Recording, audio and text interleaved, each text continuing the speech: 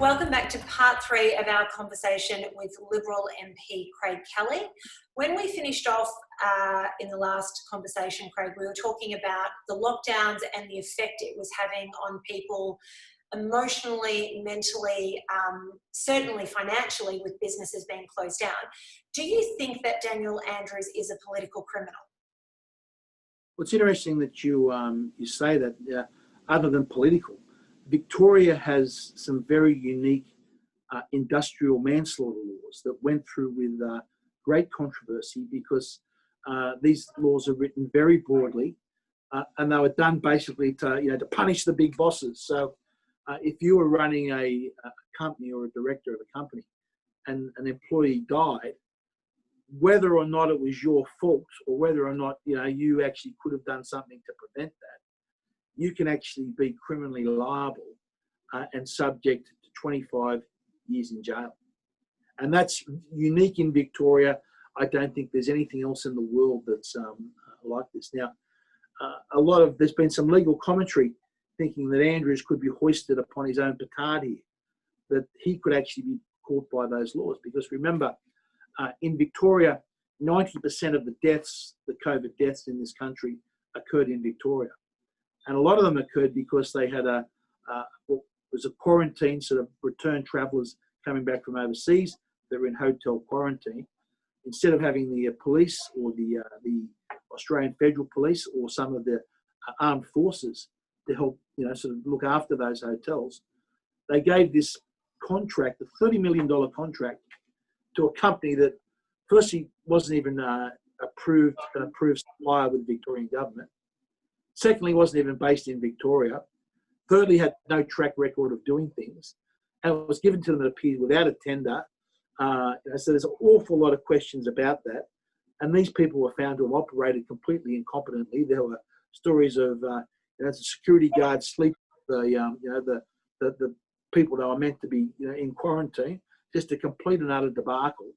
So you've got that on one hand, the complete stuff up. And then you've got these brutal lockdowns that are occurring, that are no doubt, and medical, there's been a lot of doctors calling for this. There's no doubt that many of these doctors have said this is actually killing people and having harm. We've got the World Health Organization now come out and say these lockdowns are not the way to go. We've got hundreds of doctors in Australia saying, hey, hang on a minute, these lockdowns are not beneficial. And when Andrews is asked for his medical advice to do them, he says, oh, it's all done on this supercomputer. Come on. So he's basically made a lot of this stuff up. He's going contrary to the medical advice. He's going contrary to what even the World Health Organization is recommending. And people are dying from it. So I'll tell you what, there's a very good, I think there'll be a few people looking at running a case against him under the Victoria Special Workplace Manslaughter laws after this. Well, every time I've watched Question Time in Parliament, he seems to just double down. He's not budging on anything. He believes, at least he's telling people, he believes he's doing the right thing to protect Victorians. The parameters should not be how many people are infected. The parameters should be, firstly, how many people are actually dying from COVID. Not with COVID, but how many people are actually dying from COVID. That's what you should be concerned about. It should be only about preserving human life. Whether someone gets a positive test and is asymptomatic is really immaterial. Right? So it should be firstly the amount of deaths, secondly the amount of hospitalisations that people are suffering. It shouldn't be about if someone's got a runny nose or a scratchy throat. It should be if you are sick enough to go to the hospital. They are the key parameters. But he's ignored those and he's only looking at the positive tests. Secondly, he appears completely oblivious to weighing up, to doing we call it a pro-con and pro or a cost-benefit analysis of, okay, so what is the harm these lockdown policies are occurring? How many extra suicides will result from it? How many people might be admitted to hospital for some type of self-harm? How many businesses will be destroyed? How many people will have a cancer or a major illness undiagnosed that delayed treatment will take years off their lives? How many more child sexual assaults will occur? These are all the things that should be weighed up. And you say, okay, these are the costs, these are the benefits. and you look at it all and you make your decision. But he doesn't seem to be doing it. He just seems to be this single-minded focus on how many infections that there are, irrespective of whether those infections are either symptomatic or asymptomatic. Am I correct in understanding what I've been reading about the deaths in Victoria, that majority of them have come through the aged care facilities? Yeah, that's correct. Yes, yeah. There's been, well, also to remember that that would be expected, because when you look at all around the world, I think I saw some number that if you're under 45, it was sort of like your survival rate is 99.99 something %. Yeah. So all the deaths, it's several, I think at least 100 times more likely if you are in that sort of 80 plus age bracket that you become vulnerable to dying from COVID. And that's natural that those people would be in aged care homes. So should the government rather have focused more on how to protect those people, if they can at all, rather than locking down all of Victoria?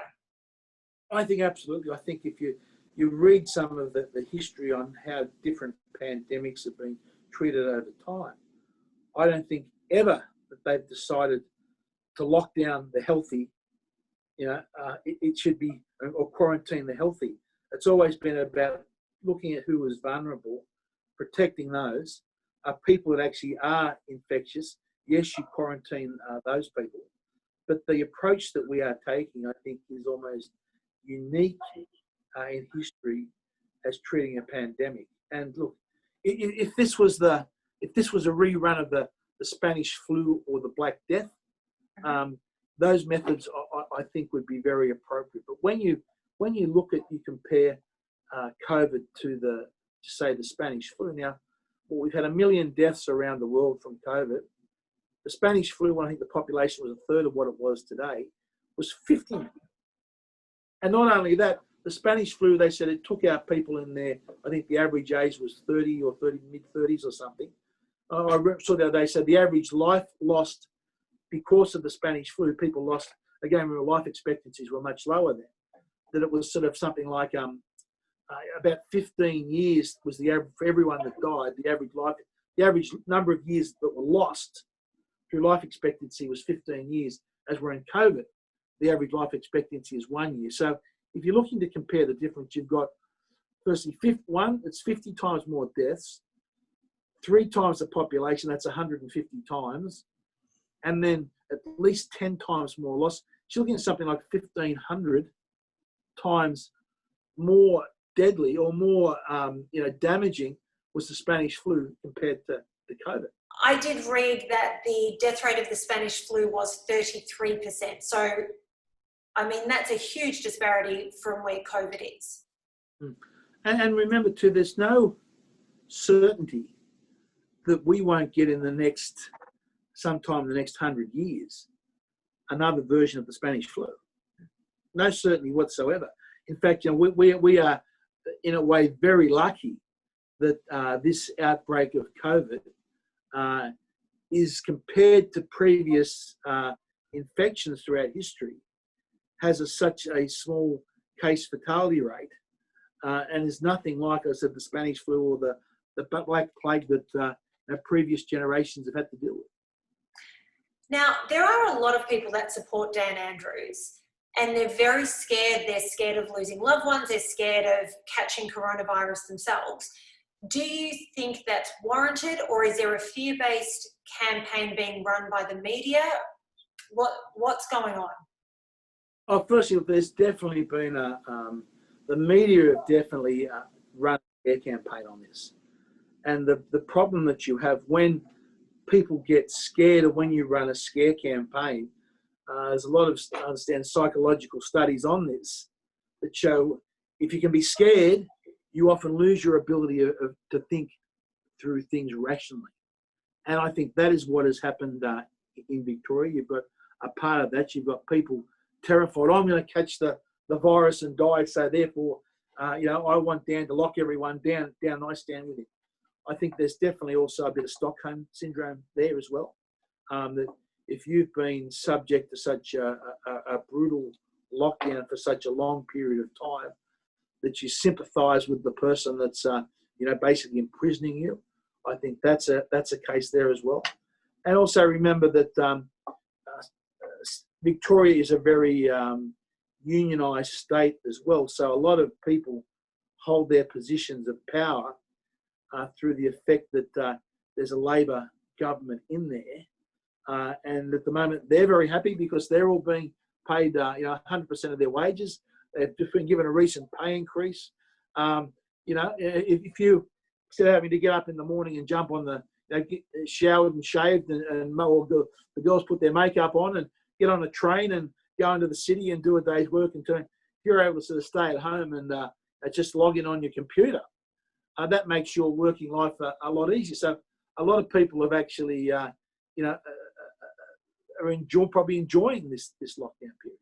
So you're saying that there are politicians that have received a pay rise during COVID when the whole world's locked down and so many people aren't able to earn money.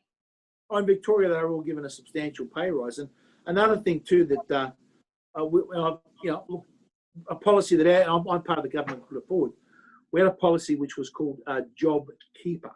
Mm-hmm. So what it was, if you were working for a business and that business had a 30% downturn in their turnover, I think in the month of March this year compared to the March the previous year, your employer was given $750 a fortnight that you would get instead of having some unemployment benefits. So the facts were there are a lot of people that were earning less than $750 a week. They were working part-time or studying or things that were getting paid more during the pandemic than they were before. So they don't want to say. So if you were getting, and this has been a big issue in several of the outback Indigenous communities that people have said about that. All of a sudden, these people are getting a lot more cash in their pocket, and they're spending it more on activities, alcohol and drugs, and activities that get them into trouble and self-harm. So again, you've got a substantial number of people that actually are financially benefiting during this period because of a government law that was put in place to try to take some of the financial stress and hardship off people. Now, the government has stepped up and supported a lot of people through this. Not all. There's a very big part of the art sector that has been crying out saying, we go from job to job, that's how we survive, and they haven't been receiving sort of any or much assistance. But is there a point where the government is going to be unable to keep supporting people if these lockdowns and the pandemic continues? Well, look, in reality, no. You can just keep borrowing money and printing money as a government. Right? The question is, all that does is make the burden of future generations greater and greater and greater and greater. This is, at the moment, I think we had our budget, our federal government budget, I think the deficit was something like 220 odd billion Australian dollars, which is sort of 4 or 5 times more than what we've ever had in any other single year in the past. So, the government has a good credit rating. We can sell everything off and borrow money, and if we don't want to loan us any more money, we can start turn the printing presses on a la Venezuela. But the thing is, all this has a cost. Nothing comes for free, and it just means that the costs on future generations will be greater and greater and greater. One of the things that I saw coming up in the media as I was researching for all of this was talk of a new world order, and mainstream media has talked about it, referenced it, and dismissed it as a conspiracy theory.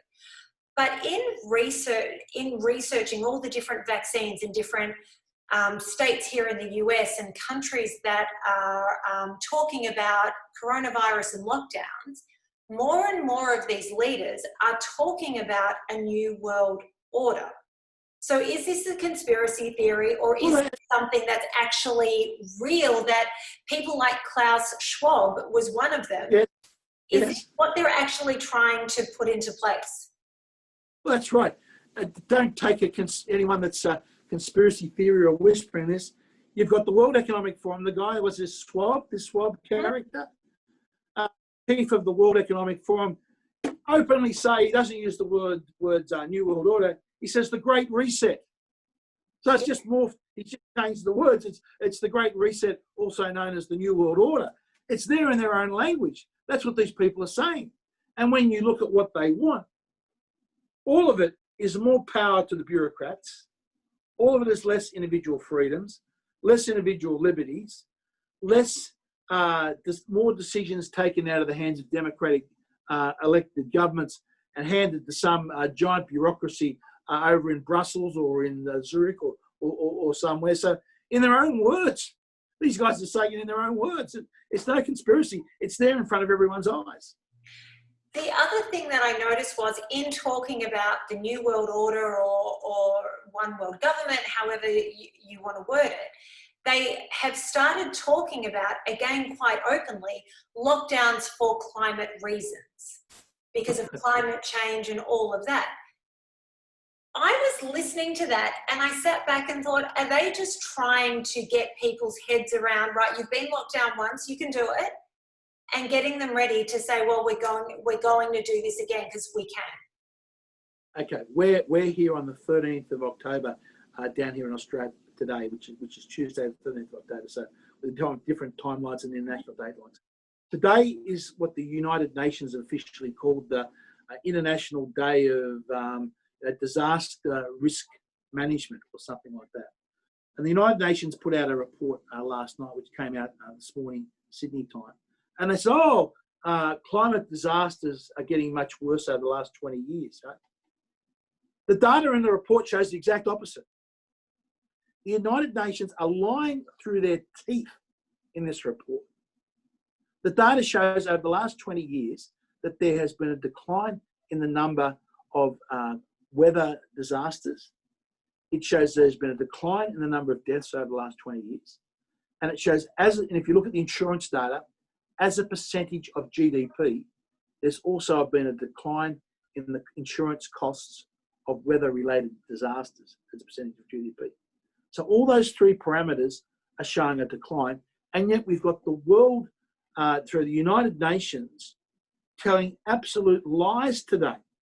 Just disgusting lies, are completely untrue. And why are they doing this? Why are they lying about these factors? It's because they know that if they can frighten people, they can get themselves more power and have great excuses to have the so-called Great Reset that they want. The idea that we're somehow going to improve the weather by having some type of climate lockdowns is one of the greatest fantasies of our time.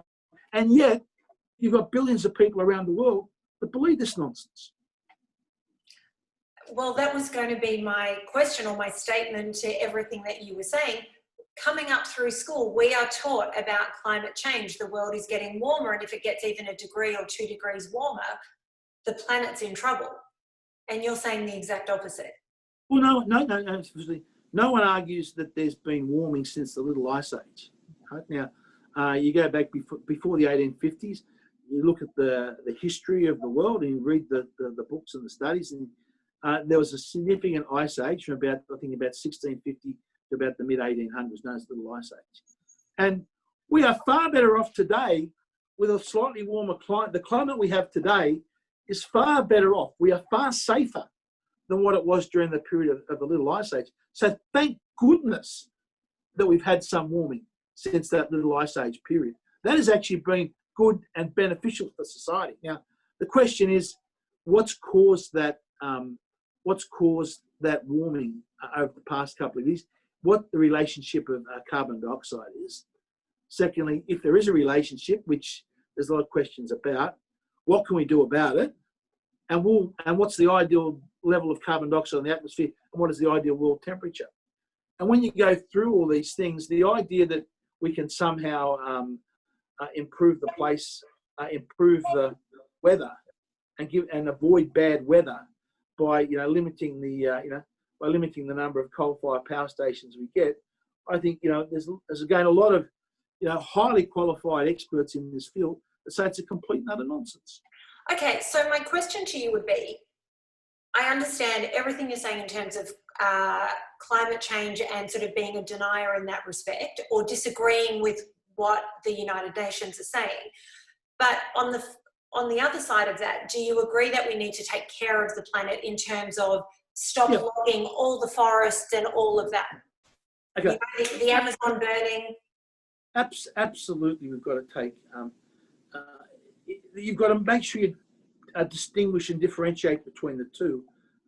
Remember, we're talking about carbon dioxide, right? Now, that's when you get a bottle of mineral water or your sparkling water and you shake that sparkling water and the bubbles come out. That's carbon dioxide. That's not carbon pollution, is what we often refer to. Carbon pollution is that dark black soot sort of stuff that comes off car tires and things like that. So you've got to distinguish between the two. And absolutely, of course, we should take care of the environment. But if you look around the world, the countries that have the best environmental protections, that have the cleanest rivers and the cleanest water and the cleanest air, are the richest, most wealthiest countries that have taken advantage of fossil fuels and also use nuclear power. It's the poor countries of the world that have very low use of fossil fuels and nuclear power are the ones that are the most polluted, are the ones that nations are the most overpopulated. So if we want to make sure, we've got to make sure that we're not sort of like, say, cutting off our hand to spite our face. We've got to make sure we're concentrating on the real issues of pollution. Now, I'll give you one example here. In Australia, the price of electricity has more than doubled over the last 15 years. So what that has actually done, people are finding in the wintertime, they can't afford to pay their electricity bill. So they are going out and they're burning wood in fireplaces in their homes. So if you drive around Western Sydney in the wintertime, you will see at all gas stations or petrol stations where you fill your car up and everywhere, people advertising bags of wood to sell. Now, when you burn that wood, that releases a lot more particulate matter and actually damages the atmosphere. And we've had, because of the increase in the price of electricity in Sydney, we've seen our air pollution levels go up. So we think we're doing all this wonderful job, all these renewables coming into the grid, up goes the price of electricity, more people can't afford electricity, they look for alternatives, they burn more wood, and the atmospheric pollution is worse. So we're having completely sort of counterproductive policies in many respects. So just to finish up, there has been a lot of talk during COVID about Bill Gates wanting to vaccinate everybody on the planet. He's not hiding it. That's what he wants to do. Yeah. What are Craig Kelly's thoughts? Well, when I see Mr. Gates sort of, we want to vaccinate everybody, he says, I see this sort of like this crazed, sort of like glaze in his eye sort of thing. He reminds me of the Howard Hughes, years ago. I think, remember Howard Hughes, the richest man in the world, became a sort of a germaphobe sort of thing, yes, and had this sort of fear of all germs.